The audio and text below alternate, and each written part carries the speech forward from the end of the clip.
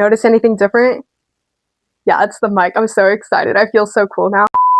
Welcome to part 5 of my 100 books in a year series. In part 4, I was in the middle of The Peasant King by Tessa Afshar, and I told my friend that I would be done with it tonight. I'm only just halfway through, so I have about 3 hours to finish it.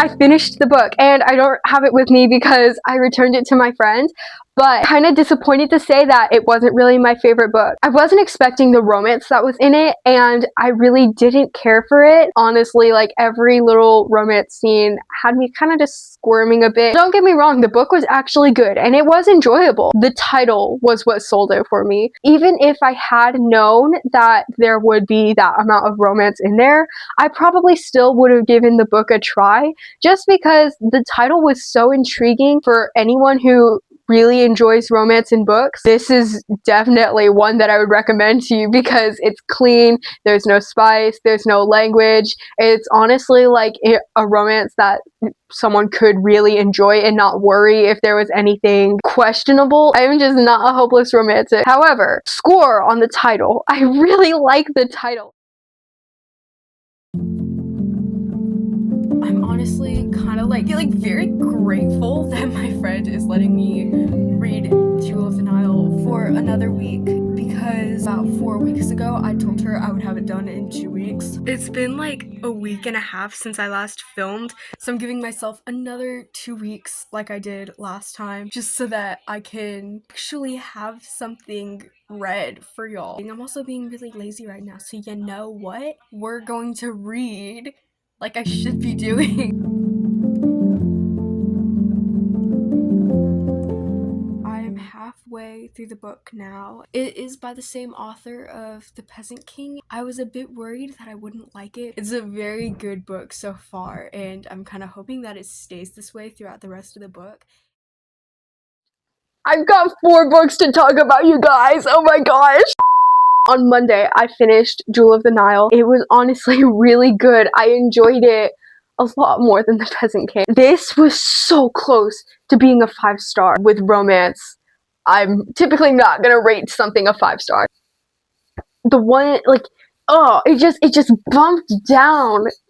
Just bumped way down towards the end. Like, it was engaging, it was quiet, it's very clean, there's no spice, there's no language, there's no nothing, there's just very sweet romance. And I'll just say,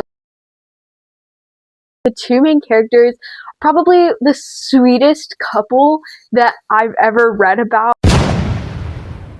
I really enjoyed the mystery in this, but then the author just kind of got a bit lazy, and the biggest twist that should have had me just wanting to stare at the wall for like 30 seconds ended up being the most ridiculous twist in the world, and I was so mad. Aside from that, this book was just amazing. I love that not everyone was Christian, and how you can see that belief kind of slowly building up. So this was definitely a very good book. I would totally read it a second time. The next book I've got, so I'm borrowing The Giver by Lois Lowry. I'm on chapter 6 now. I couldn't help myself because I got too excited. You're kind of just let in on the rules at the most random time, and it's very, very well done. Like, I really, really like this book so far. I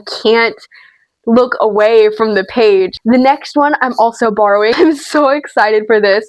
It's Peter and the Starcatcher by Dave Ridley and Barry Pearson. Did I mention that I'm so excited? I saw the play, and if I haven't said it before, Peter Pan is probably my absolute favorite fairy tale. Like, guys, I think I'm obsessed. I fell in love with the play after watching it. I'm borrowing the first book, and I did read the first chapter. It's so good. I'm so excited for this. What I would give to see the play again.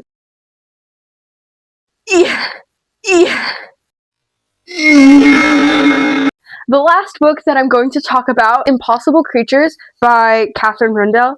and I may have pronounced her name wrong. This is just a very fun book to hold in general, and I love the hard copy, and then it's like you take the jacket off and it's like this, and I should stop admiring the book and actually talk about it.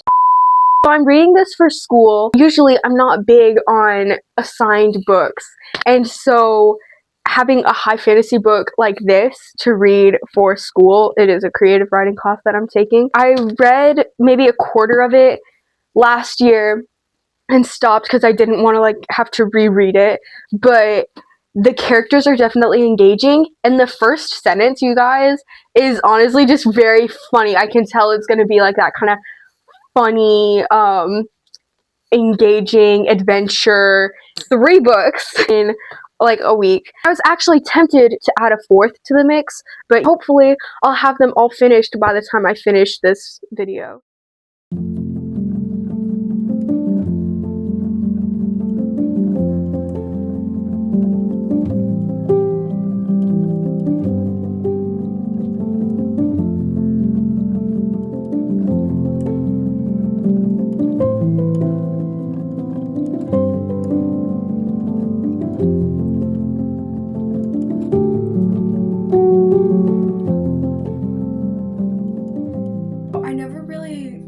About what The Giver was about. Now that I'm done, I seriously am just absolutely stunned.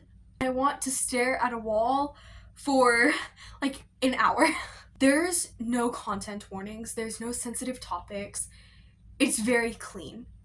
There's no romance. Like, there's the stirrings, which is kind of just the feelings of like a crush or something, but it's never like, oh my god, this book is a magnificent piece of work. It's about Jonas, and his world is basically perfect, and like I don't know what else to say. Like, I don't know what to say. I seriously did not want it to end, and when I turned to the last page, I was literally like leaning on the edge of my seat. Oh my gosh. If someone tells you what it's about, you'll never like fully understand unless you read it. And I guarantee you, like, your eyes will be glued to the page. I could not look away for a second.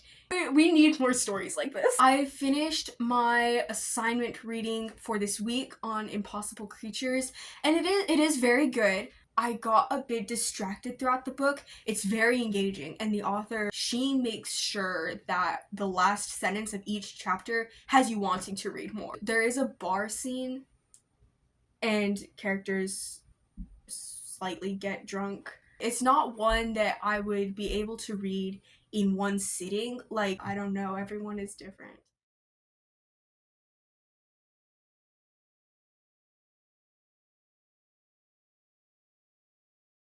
It's been a while since I updated, and I also haven't been doing a whole lot of reading, which I might be taking a break for the next 2 weeks. Last week I read the second week's assignment for Impossible Creatures.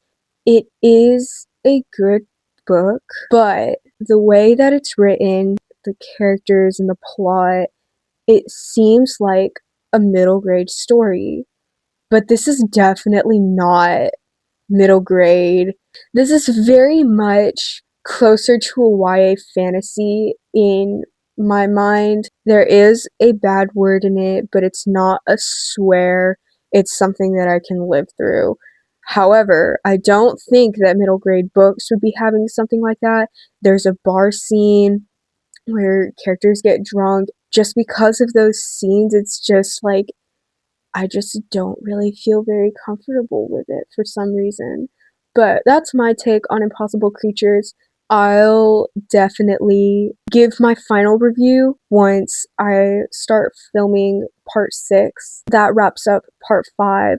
I'm kind of disappointed I didn't get as much reading as I thought I would done in the month that I filmed, but honestly, it's been a bit hectic, so we'll see. Thank you so much for watching. Don't forget to click that subscribe button.